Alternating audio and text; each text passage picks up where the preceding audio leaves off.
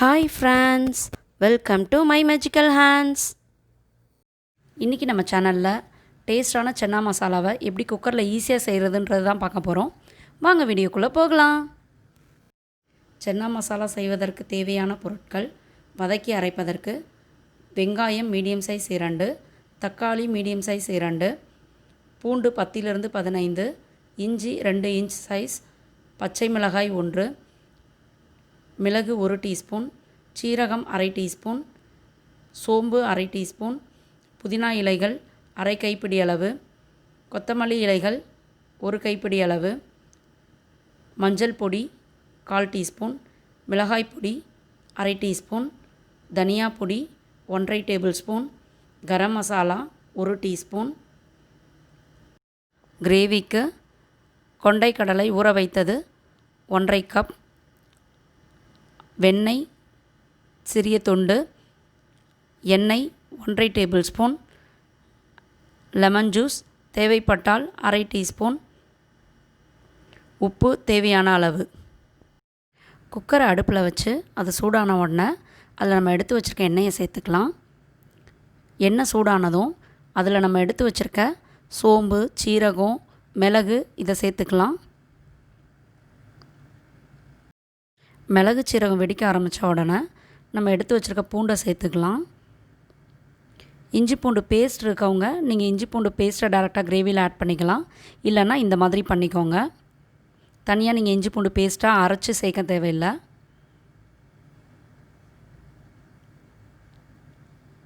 அதில் நம்ம வெட்டி வச்சுருக்க இஞ்சியும் சேர்த்துக்கலாம்.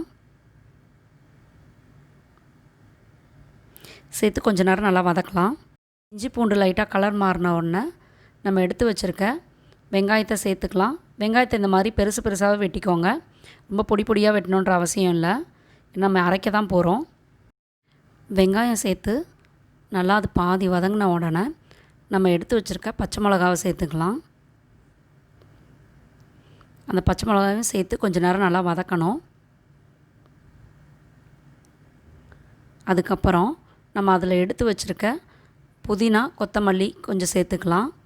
புதினா ஃபுல்லாக போட்டுருங்க, கொத்தமல்லி பாதி போடுங்க, பாதி லாஸ்ட்டில் கார்னிஷ் பண்ணுறதுக்கு யூஸ் பண்ணிக்கோங்க.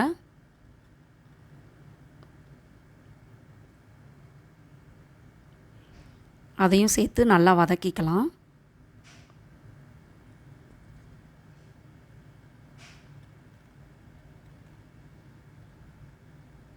புதினா கொத்தமல்லி சேர்க்கலனாலும் பிரச்சனை இல்லை, ஆனால் சேர்த்திங்கன்னா அந்த டேஸ்ட் நல்லாயிருக்கும். வெங்காயம், புதினா, கொத்தமல்லிலாம் நல்லா வதங்கின உடனே நம்ம எடுத்து வச்சுருக்க தக்காளியை சேர்த்துக்கலாம். தக்காளி கொஞ்சம் வதங்கின உடனே அதில் நம்ம உப்பு சேர்த்து கொஞ்சம் நேரம் நல்லா வதக்கணும். தக்காளி நல்லா வதங்கின உடனே நம்ம எடுத்து வச்சுருக்க மஞ்சள் பொடி, மிளகாய் பொடி, தனியா பொடி, கரம் மசாலா இது எல்லாத்தையும் சேர்த்துக்கலாம். இதுக்கு மஞ்சள் பொடி கொஞ்சம் கம்மியாகவே சேர்த்துக்கோங்க, இல்லைனா கலர் மஞ்சளாக இருக்கும். அதுக்காக நீங்கள் மஞ்சள் பொடி கொஞ்சம் கம்மியாக சேர்த்துக்கோங்க. இதை சேர்த்து நல்லா வதக்கிக்கலாம். பாருங்கள், இது நல்லா வதங்கி எண்ணெய் பிரிய ஆரம்பிச்சிருச்சு. இந்த ஸ்டேஜில் அடுப்பை ஆஃப் பண்ணிக்கலாம். மசாலாவோட பச்சை ஸ்மெல்லும் போயிருச்சு. இப்போ இதை ஆறின உடனே மிக்ஸி ஜாரில் சேர்த்து அரைச்சி எடுத்துக்கலாம். இப்போது அதே குக்கரையே நம்ம கிரேவி செய்கிறதுக்கு யூஸ் பண்ணிக்கலாம். இந்த அடுப்பில் வச்சு அது சூடான உடனே அதில் நம்ம எடுத்து வச்சுருக்க பட்டரை சேர்த்துக்கலாம். எண்ணெயும் ஃபஸ்ட்டு கொஞ்சமாக ஆட் பண்ணிக்கோங்க, மீதி இருக்க 1/2 டேபிள் ஸ்பூன் எண்ணெயும் இதில் சேர்த்துக்கலாம். எண்ணெய் காஞ்ச உடனே நம்ம எடுத்து வச்சுருக்க பட்டை, லவங்கம், ஏலக்காய், பிரிஞ்சி இலை இதை போட்டுக்கலாம். அதை சேர்த்து அது நல்லா வெடிக்க ஆரம்பித்த உடனே நம்ம அரைச்சி வச்சுருக்க அந்த விழுதை சேர்த்துக்கலாம். நம்ம அரைச்சி வச்சுருக்க அந்த பேஸ்ட்டை சேர்த்து நல்லா கிளறி விட்டுக்கலாம். கிளறி விட்டு தேவையான அளவுக்கு தண்ணியை சேர்த்துக்கலாம். நான் மிக்ஸி ஜாரை கழுவி அந்த தண்ணி எடுத்து வச்சுருக்கேன், அதை சேர்த்துக்கிறேன்.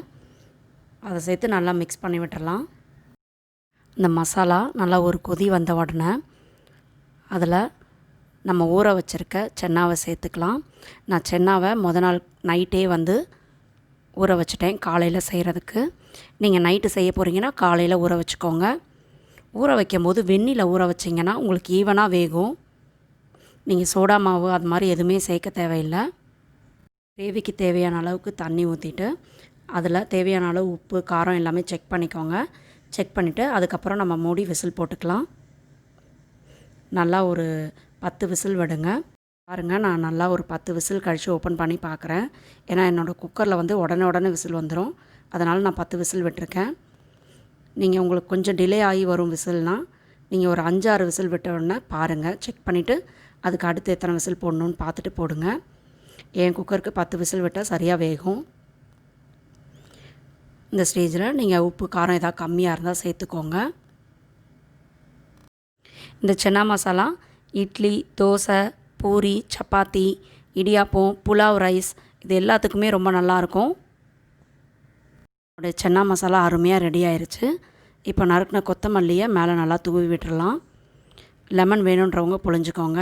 எனக்கு புளிப்பு சரியாக இருக்குது, அதனால் நான் லெமன் எதுவும் புளியலை. லெமன் வேணும்னா கொஞ்சம் புழிஞ்சிக்கலாம். எவ்வளோ ஈஸியாக சென்னா மசாலா ரெடி ஆயிடுச்சு பார்த்தீங்களா? இதை உங்கள் வீட்டில் ட்ரை பண்ணிவிட்டு எனக்கு கமெண்ட்டில் சொல்லுங்கள். இந்த வீடியோ உங்கள் எல்லாருக்கும் பிடிச்சிருக்கோன்னு நினைக்கிறேன். இந்த வீடியோ பிடிச்சிருந்தா இந்த வீடியோ லைக் பண்ணுங்கள், ஷேர் பண்ணுங்கள், மை மேஜிக்கல் ஹேண்ட்ஸை சப்ஸ்கிரைப் பண்ணுங்கள். பக்கத்தில் இருக்க பெல் ஐக்கானே அழுத்திடுங்க. ஆரோக்கிய உணவு, ஆனந்த வாழ்வு. Bye bye.